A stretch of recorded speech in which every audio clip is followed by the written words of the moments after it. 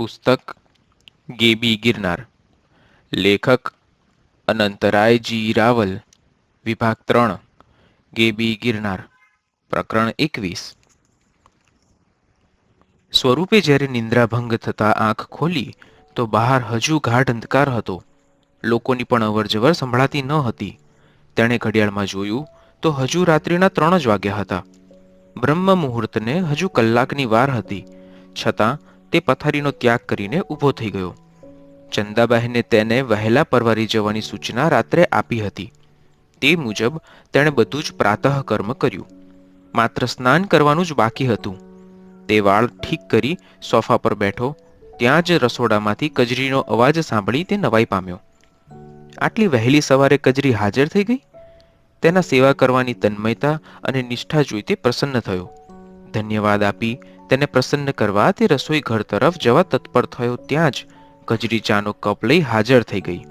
બોલી, સ્વરૂપ ભૈયા, આજે તમારે વહેલા ઉઠી નિત્યકર્મથી પરવારવાનું છે, માટે મારે વહેલા આવી આપનું ધ્યાન રાખવાનું છે. તેવું ચંદાબહેને સૂચન કરતા હું વહેલી આવી ગઈ છું. લો, હવે ચા પાણી પી સ્નાન કરી લો. ગરમ પાણી ટબમાં તૈયાર રાખ્યું છે, કહીને પુનઃ રસોઈ ઘરમાં જતી રહી. સ્નાન તથા સંધ્યોપાસના કરી સ્વરૂપ ધ્યાનમાં બેઠો. સ્વરૂપને લાગ્યું કે આજે ધ્યાનની સ્થિતિ કંઈક જુદા પ્રકારની લાગે છે. પ્રારંભમાં તે શ્વેત નીલ પ્રકાશથી નાહી રહ્યો. હૃદયમાં આનંદ ઉભરાઈ રહ્યો. નાનું બાળક જેમ માતાને જોઈ આનંદિત થઈ ઉઠે, તેમ તેનું સમગ્ર અસ્તિત્વ આનંદ વિભોર બની ગયું. હવે પછી તેને પ્રકાશને બદલે સૌંદર્યમંડિત દ્રશ્યો દેખાવા લાગ્યા. વિશાળ મંદિરો, ભવ્ય મહાલયો, ફળો તથા સુગંધી પુષ્પોથી લચી રહેલા વૃક્ષો, નગરો તથા ઉપવનોને જોતો તે હવામાં તરી રહ્યો હતો. તેણે અનેક દેવી દેવતાઓ તથા ગાંધર્વોને મોટા રાજમાર્ગો તથા મહેલોમાં વસતા અને ફરતા જોયા. તે બધાને વિહાર કરતા જોઈ સ્વરૂપને ખ્યાલ આવ્યો કે પ્રથમ સાધના દરમિયાન તેણે આવા દ્રશ્યો અનેકવાર જોયા હતા. ત્યાં જ સામેથી આવતા સૂંઢોવાળા અસંખ્ય હસ્તીને જોઈ તે સમજી ગયો કે પોતે ઇન્દ્રલોકમાં વિહાર કરી રહ્યો છે. થોડી વાર સ્વરૂપે ધ્યાનાવસ્થામાં એક મહાદિવ્ય તેજથી પ્રકાશનો ગોળો જોયો. તેનું તેજ અપરંપાર હતું. આવા દિવ્ય તેજના દર્શન કરતા તેની ધ્યાનાવસ્થા ઉત્તરોત્તર વૃદ્ધિ પામવા લાગી. એ સાથે તેને અનેક જાતના દિવ્ય સુગંધનો અનુભવ થવા લાગ્યો. તેને લાગ્યું કે તેના આનંદની કોઈ અવધિ ન હતી. તેને સમજાયું કે આ આનંદ એ જ નિત્યાનંદ છે. આનંદ સાથે તેનામાં સમસ્ત બ્રહ્માંડ પ્રત્યે પ્રેમ જાગી ઉઠ્યો. તેને થયું કે પ્રેમ હૃદયમાં સતત વૃદ્ધિ પામી રહ્યો છે. આ પ્રેમની કદી પરિસમાપ્તિ ન હોઈ શકે. ને પછી સ્વરૂપે તેની સમક્ષ એક નીલ નક્ષત્ર સ્થિર થતું જોયું. તેને સમજાયું કે એ નીલ નક્ષત્ર જ તેને ધ્યાનમાં આવાગમન કરાવી રહ્યું છે. તેને સહારે સ્વરૂપ ધ્યાનાવસ્થામાં તેના અંતરમાં સહસ્ત્રારના ઉર્ધ્વાકાશમાં જોતો જોતો કેટલાય લોક ફરી વળ્યો. ત્યાં તેણે નીલ નક્ષત્રને પોતાની અંદર પ્રવેશતું જોયું. તે નક્ષત્ર તેના સહસ્ત્રારમાં પહોંચીને ફાટ્યું અને સહસ્ત્રારના વિશાળ પ્રદેશમાં ફેલાઈ ગયું. હવે સ્વરૂપની સમક્ષ ફક્ત એક શ્વેત આહલાદક જ્યોતિ હતી. પછી તે તંદ્રાલોકમાં ચાલ્યો ગયો. તંદ્રાલોકમાંથી તે વેગપૂર્વક ઉડતો નીલ નક્ષત્રની પ્રેરણાથી સિદ્ધલોકમાં પ્રવેશી ગયો, જ્યાં જીવન મુક્ત મહાપુરુષો જ વસે છે. દેહાત્મા વડે સ્વરૂપે જોયું કે અહીં ભૂખ નથી, નિંદ્રા નથી, જાગૃતિ નથી હોતી. અહીં તો આનંદ જ ભોજન, આનંદ જ પાન અને આનંદ જ જીવન હોય છે. અહીં સિદ્ધ કૃપા વગર આવી શકાતું નથી. સિદ્ધ માર્ગ જેની સાધના હોય, જેઓ સિદ્ધ પરંપરાના હોય અને જેને પૂર્ણ સિદ્ધત્વ પ્રાપ્ત થવાનું હોય, તેનું જ અહીં આવવાનું સંભવી શકે છે. સ્વરૂપને ખ્યાલ હતો જ કે નીલ નક્ષત્ર જ વાહન બનીને તેને અહીં સુધી લાવ્યું છે. આ જ બધે આવવા જવાનું વાહન બની રહ્યું છે. જ્યાં સુધી આ નક્ષત્ર ફાટે નહીં, ત્યાં સુધી આવાગમન ટળે નહીં, કર્મબંધન તૂટે નહીં, પાપ પુણ્યના પડે ચિરાય નહીં. સ્વરૂપને સમજાઈ ગયું કે આના ફાટવાથી તેનામાં ભેદ દ્રષ્ટિ નાશ પામી છે. તંદ્રાલોકમાં સ્વરૂપને એવું જ્ઞાન થયું કે તેના જન્મ જન્માંતરના કર્મો વેડફાઈ ગયા છે. આ બધી અનુભૂતિઓ તેને નહીં, પરંતુ તેની અંતરશક્તિને આધીન હતી, જે શક્તિ સંપૂર્ણપણે સ્વાયત્ત હતી. સ્વરૂપ ધ્યાનાવસ્થામાં વિહાર કરી રહ્યો હતો. તત્ક્ષણ તેણે અનુભવ્યું કે લોક બદલાઈ રહ્યો છે. હવે તેને પિતૃલોકના દર્શન થવા લાગ્યા. આ પિતૃલોક સ્વર્ગ અને સિદ્ધલોકની વચ્ચે છે. એ લોકોના પિતૃઓને તેણે પ્રત્યક્ષ જોયા. બધા લોકના અનુભવ પરથી તે જોઈ શક્યો કે બધા લોકમાં જેવી રીતે બધા માટે સમાન ભોગ હોય છે તેવું અહીં નથી. પ્રત્યેક માટે એક સરખી સમાનતા પિતૃલોકમાં નથી. જે પ્રમાણે પૃથ્વીલોકમાં ધનવાન, સાધારણ, ધનવાન અને દરિદ્ર અથવા પુણ્યવાન, ઓછો પુણ્યવાન અને પાપી વગેરે પ્રકારની કક્ષાઓ જોવા મળે છે, તેવો જ તફાવત પિતૃલોકમાં પણ જોવા મળે છે. તો પણ પૃથ્વી પર અદકું સુખ છે જે અહીં નથી. સ્વરૂપના અંતરાત્માને થયું કે તે ક્યારેક અથવા મોડા થોડા સમય પૂર્વે પિતૃલોકમાં આવી ગયો છે, પરંતુ અત્યારે તેને તેની માત્ર ઝાંખી જ રહી છે. તે પિતૃલોકમાં વિહાર કરવા લાગ્યો. તેણે બાળપણના સમયના કેટલાક પરિચિત વૃદ્ધોને પણ જોયા. ખાસ કરીને તેના કાકાને દૂર દૂર જતા જોયા, જેણે સુંદર વસ્ત્રો પહેરેલા હતા. સ્વરૂપને થયું કે આ પિતૃલોક બધા લોક કરતાં ખરેખર ન્યારો છે. તેને હવે ખ્યાલ આવ્યો કે પૃથ્વી પરના મનુષ્યો જે તર્પણ આદિ પિંડદાન કરે છે તેનો સૂક્ષ્મ ભાવ અહીં સુધી પહોંચે છે, તેમાં કોઈ શક નથી. મનુષ્ય લોકના મનુષ્યો જે તેમના પિતૃઓને અર્પણ કરે છે તે જ તે ખાય છે. એ પણ સત્ય છે. તેઓ તેમની પાછળ કરવામાં આવતા દાન પુણ્ય પણ ગ્રહણ કરે છે અને પોતાના વંશજોને આશીષ આપે છે. માટે પિતૃલોકવાસીઓને તર્પણ વગેરે કરીને પ્રસન્ન રાખવા આવશ્યક છે. સ્વરૂપને ખાતરી થઈ ગઈ કે આ વાતમાં હવે સહેજ પણ શંકા પોતાને ન રહેવી જોઈએ. મંત્ર દ્વારા તર્પણનો સૂક્ષ્મ ભાવ પિતૃલોકમાં અવશ્ય પહોંચે છે. મંત્રવાહક ચિત્ત શક્તિ મંત્ર દ્વારા તેને અહીંથી ત્યાં સુધી લઈ જાય છે.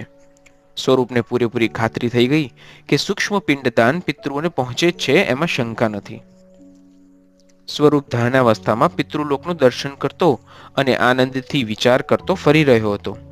તે એક ઝૂંપડી જેવા મકાનની અંદર ગયો તો એક જીર્ણ પાટ પર તેના માતા પિતા અતિ દરિદ્ર અવસ્થામાં બેઠા હતા. સ્વરૂપે માતા પિતાને પ્રણામ કર્યા. બંને આનંદ વિભોર બની સ્વરૂપને જોઈ રહ્યા હતા. પિતા સ્વરૂપને ભેટવા ગયા, પરંતુ તે તેમ કરી શક્યા નહીં. પિતૃલોકવાસીઓ પૃથ્વીલોકવાસીઓનો સ્પર્શ કરી શકતા નથી. સ્વરૂપને જોઈ થોડી વારે એકી સાથે માતા પિતા બંને બોલી ઉઠ્યા, સ્વરૂપ બેટા, તું અહીં સુધી આવી શક્યો? થોડા સમય પૂર્વે તારો કોઈ મિત્ર કે જે યોગી જેવો હતો તેણે અમને આશ્વાસન આપેલું અને અમારી આ દરિદ્ર અવસ્થા થોડા સમયમાં જ દૂર કરવાનું વચન આપેલું. સ્વરૂપ બેટા, અમે અહીં ભૂખ્યા તરસ્યા દિવસો પસાર કરી રહ્યા છીએ. પિતૃલોકના અધિપતિ દેવે અમને કહ્યું છે કે જ્યાં સુધી પૃથ્વીલોકમાંથી તમારું શ્રાદ્ધ પિંડ ન થાય ત્યાં સુધી તમારે આ દુઃખ ભોગવવું જ પડશે. તમારી કોઈ અન્ય ગતિ નથી. પરંતુ હવે વધુ સમય તમારે આ દુઃખ ભોગવવું પડશે નહીં. તું અમારી આવી દુર્દશા જોઈ અમારા ઉદ્ધાર કે નિર્વાહ માટે પૃથ્વી પર જઈ કંઈક કરીશ તેવી આશા સાથે અમે તને પ્રાર્થના કરીએ છીએ. અમારું હવે કંઈક કર. અમારા આશીર્વાદ તને મળશે દીકરા. માતા પિતાની આવી કરુણ દશા અને તેમની આજીજીથી તે દ્રવિત થઈ ઉઠ્યો અને લગભગ રુદન જેવા સ્વરે બોલ્યો, પિતાજી, માતાજી, આપ શા માટે ચિંતા કરો છો? આ માટે જ હું આપનું ઋણ અદા કરવા માટે ગૃહ ત્યાગ કર્યો હોવા છતાં પુનઃ હરિદ્વાર આવ્યો છું. ફક્ત 2 જ દિવસમાં આપનું બધું જ દુઃખ દૂર થઈ જશે. આપને અહીં રહેવા માટે મોટું મકાન, દરેક પ્રકારના ખાદ્ય પદાર્થો તથા અન્ન, વસ્ત્રો, જમીન, સોનું વગેરેનું દાન કરી અને મંત્રોચ્ચાર સાથે શ્રાદ્ધ પિંડ કરી આ બધું આપને અર્પણ કરીને પિતૃલોકમાં પહોંચાડી આપને સમૃદ્ધ કરીશ અને આપના પ્રત્યેનું ઋણ ચૂકવીને જ હું મોક્ષ તરફ પ્રયાણ કરીશ. આપ શાંત થાઓ. આટલું કહીને તે અટક્યો. તેણે માતા પિતાના મુખ પર પ્રસન્નતાના ભાવો જોયા. તેણે નમીને માતા પિતાને પુનઃ પ્રણામ કર્યા. તે સાથે દ્રશ્ય બદલાયું. તે ધ્યાનાવસ્થામાંથી નીચે ઉતરી રહ્યો હતો. ત્યાં જ તેણે એક ભયાનક ચહેરો જોયો. લાલ ઘૂમ તથા દુઃખ અને ક્રોધથી વિકૃત અને ભયાનક ચહેરા સામે તે ઘડીભર જોઈ રહ્યો. તેના બંને હાથ લોહીથી ખરડાયેલા હતા. ચહેરો જાણે ભયથી જ લાલ બની ગયો હતો તેવું બન્યું લાગતું હતું. છતાં તેની લાલઘૂમ આંખો તેનો ક્રોધ તથા બદલો લેવાના ભાવો દર્શાવતી આક્રમક લાગતી હતી. તેનો ચહેરો સ્વરૂપને કંઈ કહી રહ્યો હતો, પરંતુ તેના મુખમાંથી નીકળતા શબ્દો સ્વરૂપને સમજાતા ન હતા. ધ્યાનાવસ્થામાં તેને પ્રેરણા થઈ અને તેણે પંચપાત્રમાં રહેલ જલને મંત્રોચ્ચાર સાથે અંજલિ આપી. તત્કાળ તે ભયાનક ચહેરો બોલી ઉઠ્યો, સ્વરૂપ ભૈયા, હું મયુર છું, તમારો નાનો ભાઈ મયુર. ફાંસી દ્વારા મૃત્યુ પામ્યા પછી મને આ પ્રેત યોનિ પ્રાપ્ત થઈ છે. હું એક પ્રેત છું. પ્રેત ભૈયા, મારો ઉદ્ધાર કરો. હું ભયંકર અશાંતિથી પીડાઈ રહ્યો છું. મને શાંતિ મળે તેવું કંઈક કરો સ્વરૂપ ભૈયા. પ્રેત સ્વરૂપ મયુર આર્તોસરે બોલી રહ્યો હતો. તે તેનું આક્રંદ સ્થિત પ્રજ્ઞ ભાવે સાંભળી રહ્યો હતો. તે શાંત અને મધુર સ્વરે મયુરને ઉદ્દેશીને બોલ્યો, બધું જ કર્માનુસાર ભોગવવું પડે છે ભાઈ, પરંતુ તને આવી પ્રેતયોની કેમ પ્રાપ્ત થઈ તે કહે. હું તેનો ઈલાજ શોધી તને જરૂર શાંતિ અપાવીશ. દારૂ, જુગાર અને એવી અનેક કુટોયના કારણે મને પ્રથમ ભયંકર નર્ક પ્રાપ્ત થયેલું. તે પછી મારામાં રહેલી પ્રબળ વૈર ભાવના અને બદલો લેવાની પ્રબળ ઈચ્છાથી મારા માટે અન્ય લોકના દરવાજા બંધ થઈ ગયા અને મને પ્રેતયોની પ્રાપ્ત થઈ. પરંતુ તારા દુશ્મનો તો કુદરત તરફથી મળેલી સજા ભોગવી રહ્યા છે. વિષ્ણુ શર્માના પુત્ર કાર અકસ્માતમાં મૃત્યુ પામ્યો છે અને તારો મિત્ર કે જેણે તારા પર ખૂનનો આરોપ મૂક્યો હતો તે પણ પથ્થર પડવાથી મૃત્યુ પામ્યો છે. હા, તેની મને ખબર છે. મયુર વિકૃત ચહેરાને હલાવતો બોલ્યો, એ કાર્ય મેં જ કર્યું છે. જજના પુત્રની કારને મેં જ અદ્રશ્ય કરી તેની સામે આવી રહેલી કારને તેની સાથે ભટકાવી હતી, જેમાં તેનો પુત્ર મૃત્યુ પામ્યો. અને મારો દુષ્ટ મિત્ર કે જે ઉડન ખટોલા રોપવેના બાંધકામ વખતે સુપરવિઝન કરતો ખીણમાં ઊભો હતો ત્યારે મેં જ તેના પર મોટો પથ્થર ગબડાવીને ફેંક્યો હતો અને એ રીતે મેં મારો બદલો લીધો હતો. બદલાની આગ મને બાળી રહી છે. હું તેઓના પરિવારને દુઃખ પહોંચાડવાની તીવ્ર ઈચ્છા ધરાવું છું, પરંતુ આથી વધુ હું આગળ વધી શકતો નથી. સ્વરૂપ મયરના વચનો સાંભળીને બોલ્યો, ભાઈ, પ્રેત યોની એમને એમ નથી મળતી. તું તારા કર્મો મારી સમક્ષ વ્યક્ત કર, તેથી કદાચ તને શાંતિ મળશે.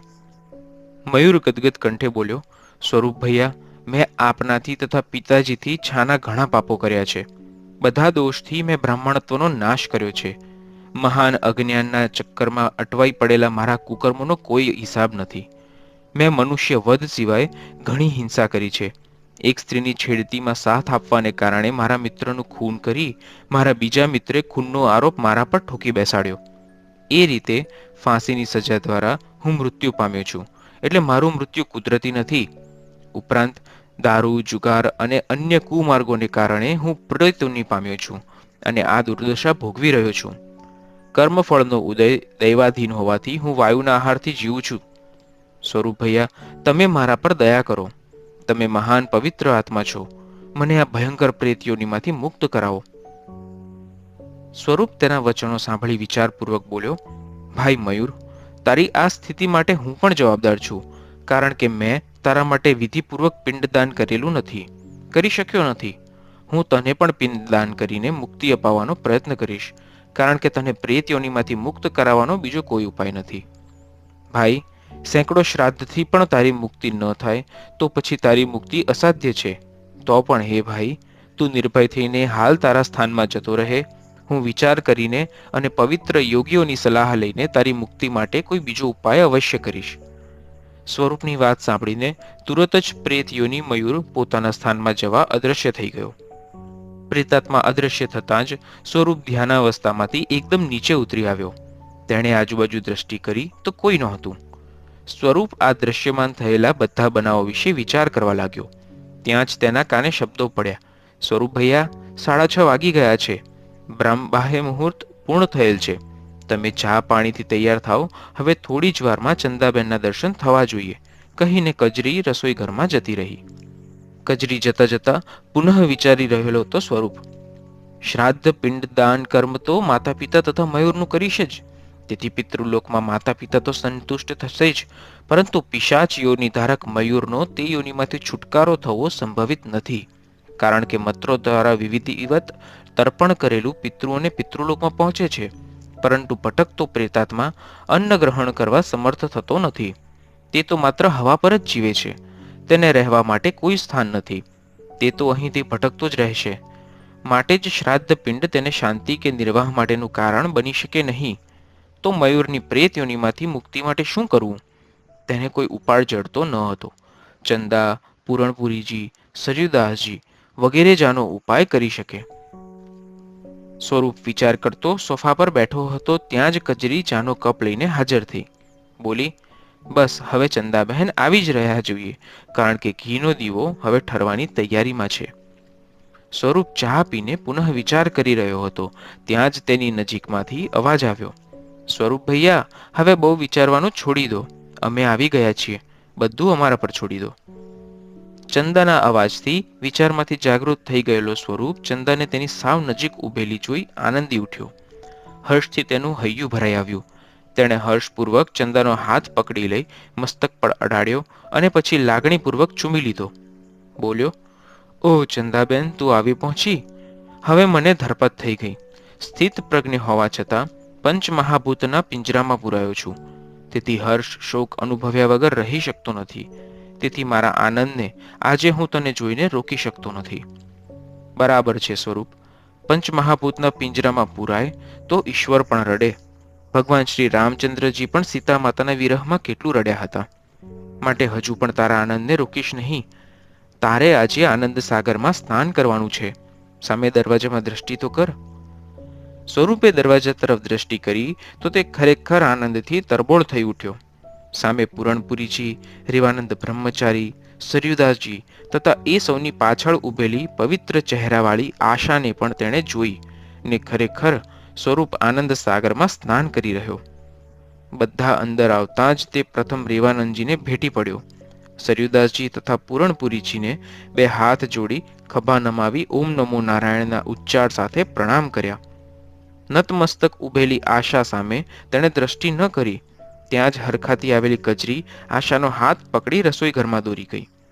બધા અંદર આવી આસન પર બેઠા. ચંદાએ સ્વરૂપની નજીક બેસી તેનો હાથ પકડીને કહ્યું, બસ સ્વરૂપ ભૈયા, અમે બધું વ્યવસ્થિત ગોઠવી દીધું છે, પછી જ અહીં એક સાથે આવ્યા છીએ. હવે તારા ભાગે કોઈ જવાબદારી કે તે અંગેની કોઈ મૂંઝવણ રહેતી નથી. એક મૂંઝવણ રહે છે ચંદાબહેન, સ્વરૂપે ગંભીર ચહેરે કહ્યું.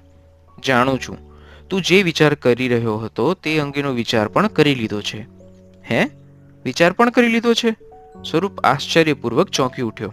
હા, આવતીકાલે જ શ્રાદ્ધ પિંડની સાથે સાથે શ્રીમદ ભાગવતનું પઠન પરમ પૂજ્ય સરયુદાસજી કરશે.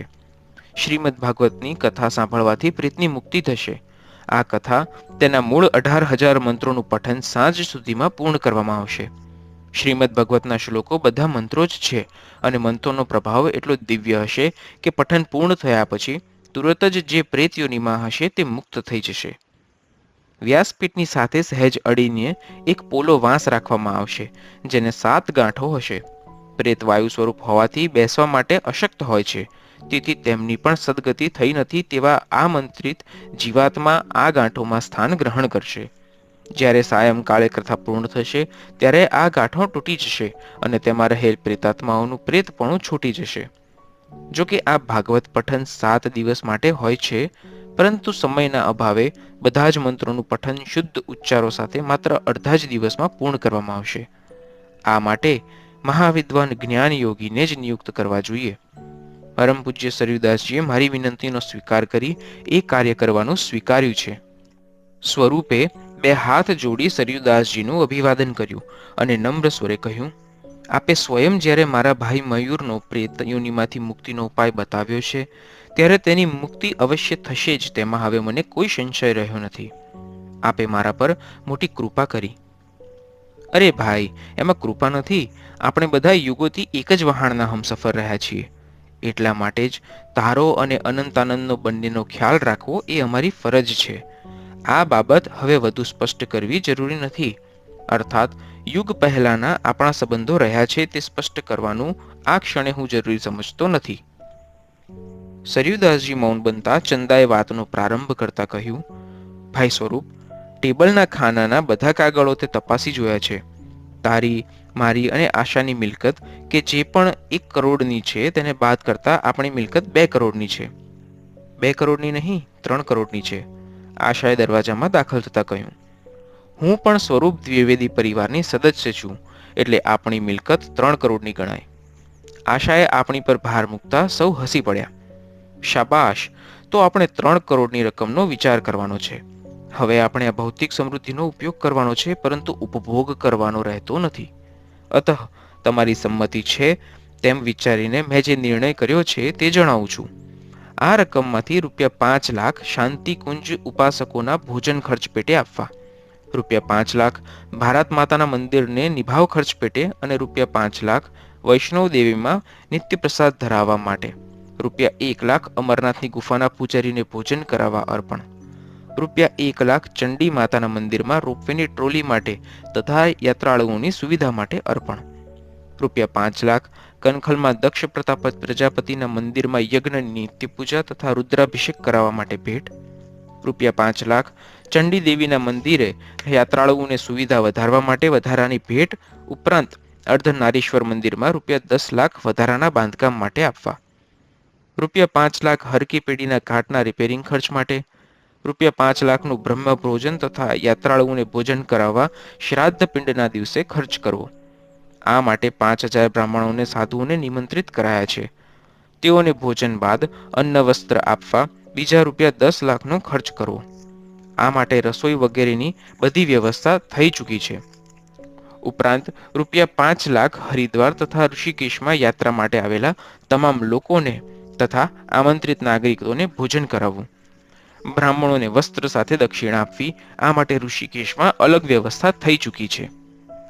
સ્વરૂપના આ મકાનને સંસ્કૃત પાઠશાળા માટે ટ્રસ્ટ બનાવી તેને અર્પણ કરવાનું છે, જે માટે રજિસ્ટ્રેશન વગેરેની વિધિ થઈ ગયેલ છે. રામદેવજી યોગીને હિમાલયની જડીબુટ્ટીમાંથી દેશી દવા બનાવવા માટે અને તેનું ગરીબોમાં વિનામૂલ્યે વિતરણ કરવા માટે ત્યાંનું મકાન તથા ફાર્મ હાઉસ ભેટ આપવામાં આવ્યું છે. બાકીની જે રકમ છે તે આશાના આશ્રમોમાં ખર્ચાય તેવી વ્યવસ્થા કરવામાં આવી છે. આશાને નિવાસ માટે તથા અન્ય જરૂરિયાત માટે મકાનની સુવિધા તથા ભોજન વગેરેની સગવડતા માટે ધ્યાન રાખવામાં આવી છે.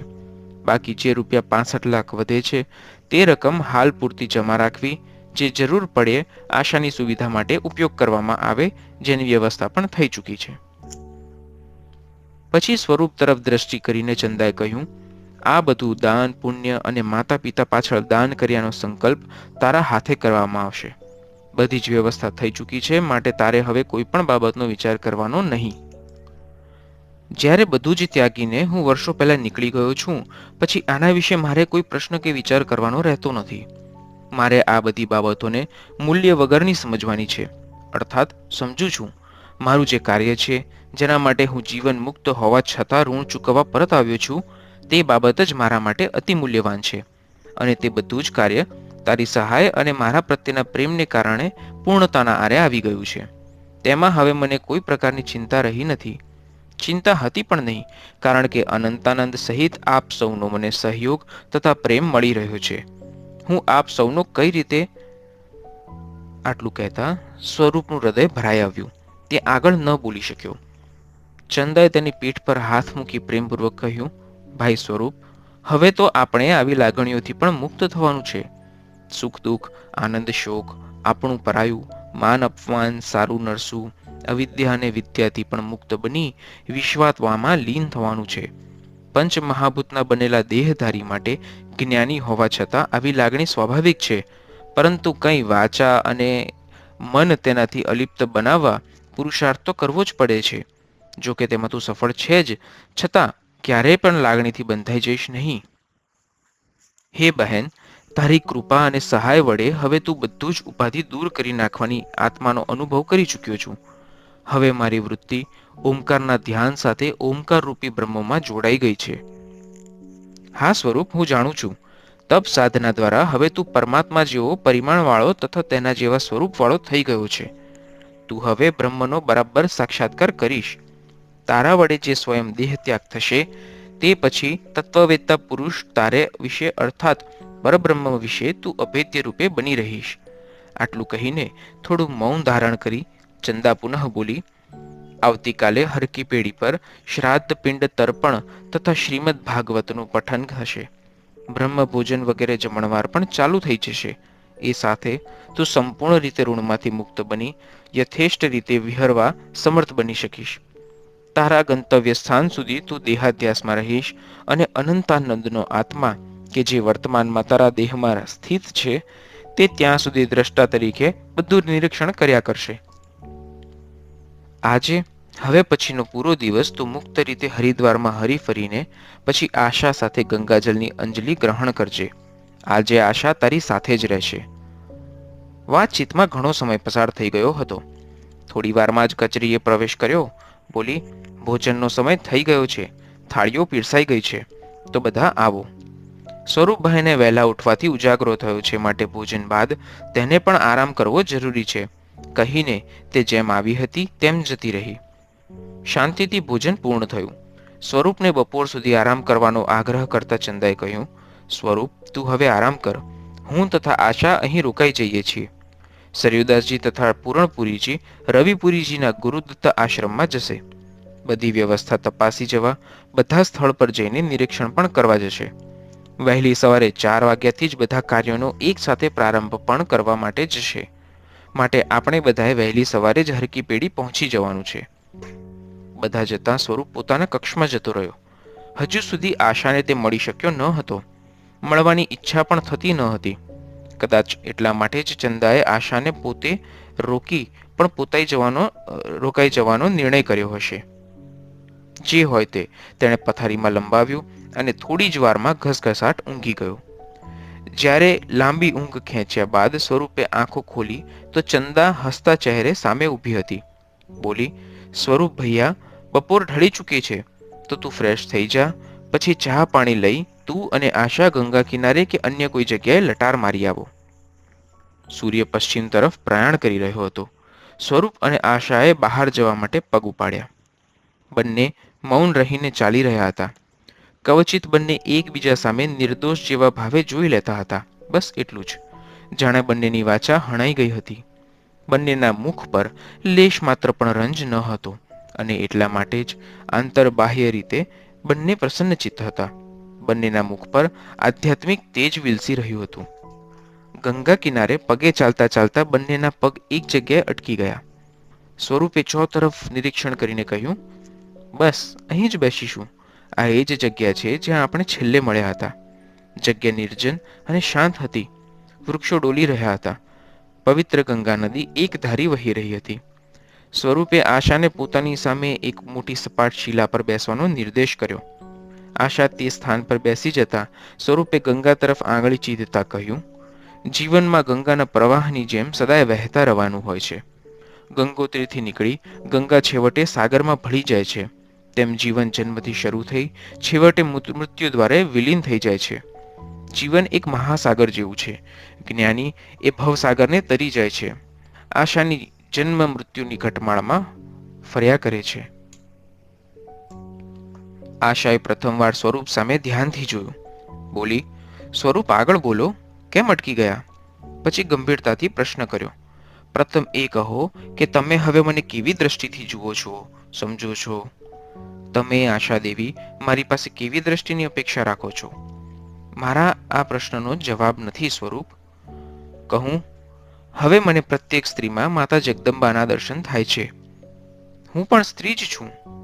તમને જોઈ મને તમારા તરફ પૂજ્યભય થાય છે.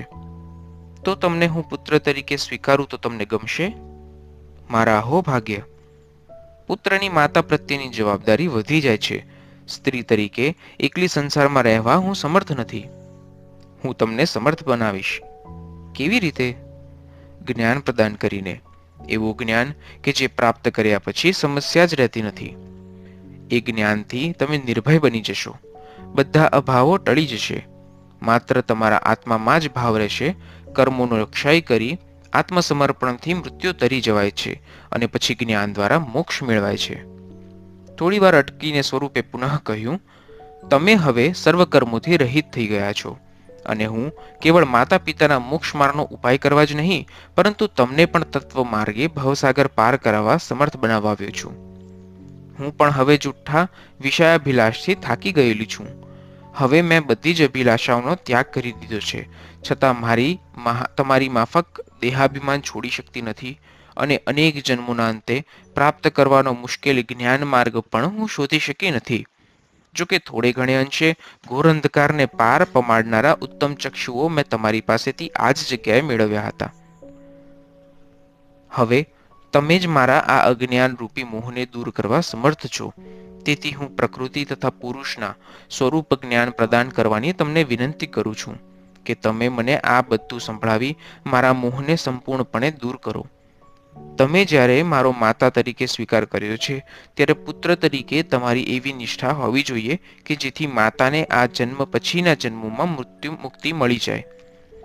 મારામાં એવી સમર્થતા આવે કે જેથી હું પણ મોક્ષ માર્ગે ગતિ કરી શકું. આશાદેવીના આવા વચનો સાંભળી સ્વરૂપ અત્યંત પ્રભાવિત થઈ ઉઠ્યો.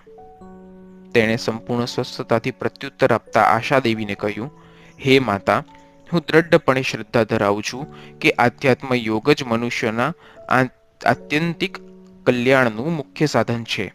એ પછી સુખ કે દુઃખ ટકી શકતા નથી. હવે તમે સંપૂર્ણપણે નિર્દોષ અને પવિત્ર બની ગયા છો. જે અનેક શાસ્ત્રોમાં વર્ણવવામાં આવ્યો છે તે જ શમ સર્વ પૂર્ણતાવાળો યોગ હું તમારા જ્ઞાનમાં વૃદ્ધિ કરવાની ઈચ્છાથી કહું છું.